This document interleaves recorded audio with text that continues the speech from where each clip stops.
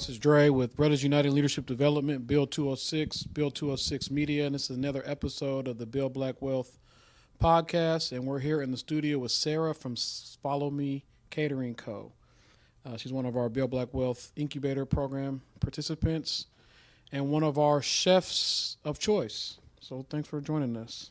Thanks for having me. So we're going to jump into these questions and run through this conversation real quick. So tell us a little bit about yourself and your background in your industry. So Follow Me Catering Co. is a woman-owned business, and we've been operating since 2016. We specialize in Pacific Northwest soul food, which is the best soul food in the Northwest. And our number one dish is our mac and Cheez-Zay. So definitely try that when you see us. We do all type of events from corporate caterings. We do vending events. We do private caterings, meal preps, pretty much everything food. Everything food. Yep. That's what's up. So did you always want to cook? Did you always see yourself doing this as a business? I know you probably enjoy cooking just from... Yeah, I always loved to cook, but I actually wanted to open a daycare. So when I went to school, I did business management and accounting, and my whole business plan was to have a daycare, and I got a really high grade in that, and like my business mentor, his name was Jeff, and then I don't know what it was. I took up a part-time job at Wendy's when I was in college, and then I just stayed professional cooking. So you think you ever go back to the daycare thing? You think you'll just, Oh no, I'm over that. So now I do like I do accounting. So I do accounting as well, finance, admin, and stuff. But for like my corporate job. But I can't. I have 4 of my own kids, so you said that's enough. That's enough. I have 4 children, and yeah. What is your motivation to continue the work that you do, and why do you do? Like who or why do you do it? Okay, so yeah, my children are the motivation, but why I do it, I love to cook for people. Like that's just like my passion. Like I don't know, for people that cook, they'll tell you it's like a different joy when somebody eats your food and they really enjoy it, you know? It's different. It's like a connection, and I really grow with my clients. So I'll do like date nights, engagement parties, baby showers, weddings, birthdays, anniversaries, Christmas, all with like the same clients all year. So it's just definitely something that, you look forward to being the talk. It's a lot of memories with people, right? So they're always going to remember that good food that they had. Right. That's what's up. So describe your journey towards, if you feel like you're successful or you're heading towards success, right? However you define that. So describe your journey toward success. And what are some of your biggest lessons learned? So it's been a long journey. So cooking is hard. It's very hard. It's all timed and calculated, and it's a lot of paperwork. It's a lot of red tape, and you have to know about that. So you can't just go out and think that you're going to go sell food. I mean, you can, but you don't want... My biggest lesson is not having all of my stuff straight. And so I did a concession stand. It was probably my second one. And the health department came. And they were like, oh, you have to throw all this food away. And you have to pay a $500 fine. And you have to have this and that. And I have not operated an event since without having that proper setup, because you don't want that to happen to you. And then it's hard. It's tough. And I feel like I'm getting to be successful. So I'm just building on that. It's just being like disciplined, so I work for myself. So it's kind of like, if I want to be lackadaisical, then I can do that. So that's where I'm headed. Yeah. And share, because I think a lot of folks don't know. They think like starting a business is just the end product, right? Like, oh, I'm going to cook and I'm going to sell food. But like you said, there's a lot of administrative things, a lot of rules and regulations that you got to follow if you want to do it right. So, right. Exactly. So share a little bit about that so folks can understand. You don't got to like dive into every single intricacy, but share a little bit about like the administrative load that it takes and the communication and those types of things. You have to take different classes. You need a health permit. Sometimes you need like a certified booth operator's permit if you're going to do like a market. You have to have everything on board. You want that with the health department. You don't want to, it's for food for sure. and you just want to make sure that you have the knowledge of what you need. Just research it. All the information's out there. You just need to look it up, and ask questions. Definitely, I always share information with people that I see. Like if I'm doing an event and I see another vendor and they don't have their setup, I'll go over and talk to them and tell them like, hey, you need a hand wash station. Right. You need to have a constant heat source. You need to have this, and they'll be like, thank you so much. I didn't know that, whatever, and that feels good too, to just know that I can help somebody else, get their stuff together. So yeah, just whatever you're doing, wherever county you're in, there's different things. So people that bake, they can, they have different rules. People that do like candy and different things. And so there's like different levels of like the food that you're going to do. If you want to just sell snacks, you might not need a permit and things like that. So what do you mean snacks? Anything that's prepackaged.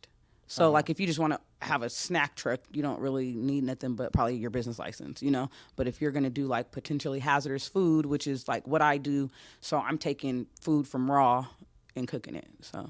Oh, okay, so it's a little more detailed. Yeah, yeah, exactly. So there's like steps, 3 different tiers. A lot more steps you got to go through. So we're going to take a quick commercial break, and we'll be right back.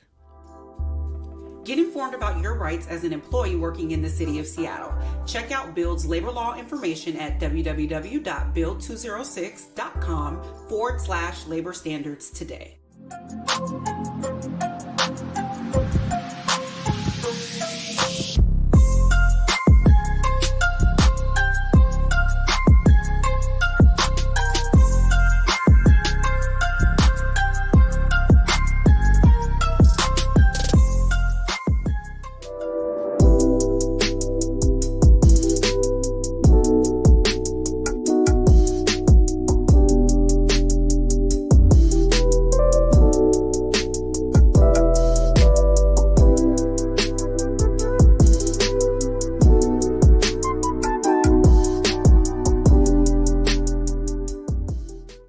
Back. This is Dre with Brothers United Leadership Development, Bill 206, and it's another episode of our Build Black Wealth podcast. And once again, I'm in the studio with Sarah from Follow Me Catering Co. And so, like we said, this is one of our go-to vendors for when we need food for our events, large events, small events.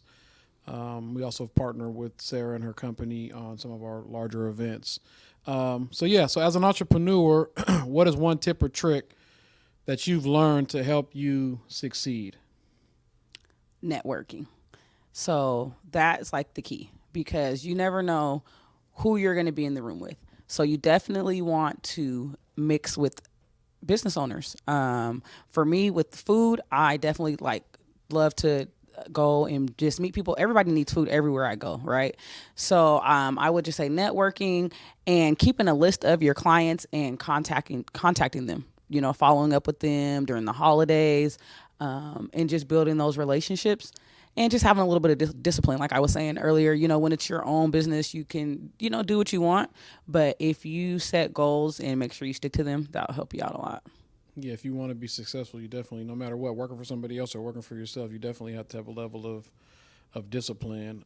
So what is the best advice you can give someone who's looking to get started and just can't get over the hump, or start thinking about all the extra stuff? Like, what's the best advice you would give somebody that's trying to start a business or an organization? Or I would say find your inspiration. So whatever it is that you want to do, find what inspires you in that category, or somebody that's already in that industry. I would say maybe find a mentor, ask questions. You can never ask too many questions, and definitely do your research on your business, what kind of licenses you need, the costs. You want to look up your competition. You want to see, the market rate for whatever you're offering. You definitely want to know what the next person has and what you can do to be you.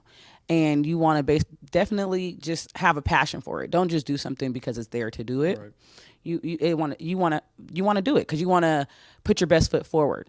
I would say look into like the small business associations, business impact, urban impact, different things, different classes you can take to help you start a business. They'll tell you, hey, here, this is how you make your business plan.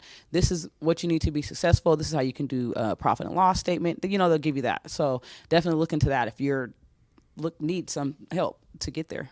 Yeah, and that kind of segues us into our next one. But before we segue to that, mentorship has been a thing that's come up a lot with folks that we talk to on this podcast. So, I appreciate you sharing that, like really finding people that either are in the industry or just doing business or in general, just, it seems like that's been helpful. Like people feel like they got the most from being able to tap into people that are already doing it. So you're not having to recreate the wheel and being open to learning. Also the education or however that comes, workshops or online or formal education. A lot of people talked about education.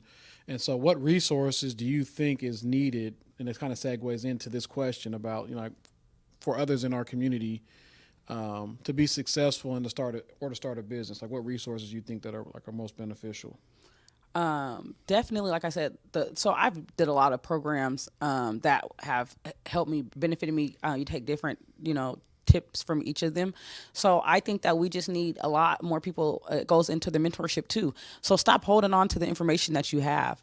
So you can know something, but they won't tell somebody else. So like I said, whenever I have information that I think is useful to somebody else that's in my industry, I definitely share it with them. I had a girl, she made like juice, and she came to me for mentorship, and I guided her, and she is doing good. I'm like, okay, girl, there you go. Right. I have another girl that did sweets, and she's doing her thing. She's getting wholesale contracts and stuff, So definitely, we need to share our information and not like withhold stuff. We need to, get it out there. So we just need to have more access to it. So I just think like we share so much stuff on social media, like whatever drama or chaos is going on in the world, but share some of that business information, and then sign up for those classes. Reach out to Africatown, Urban Impact, Build has some classes.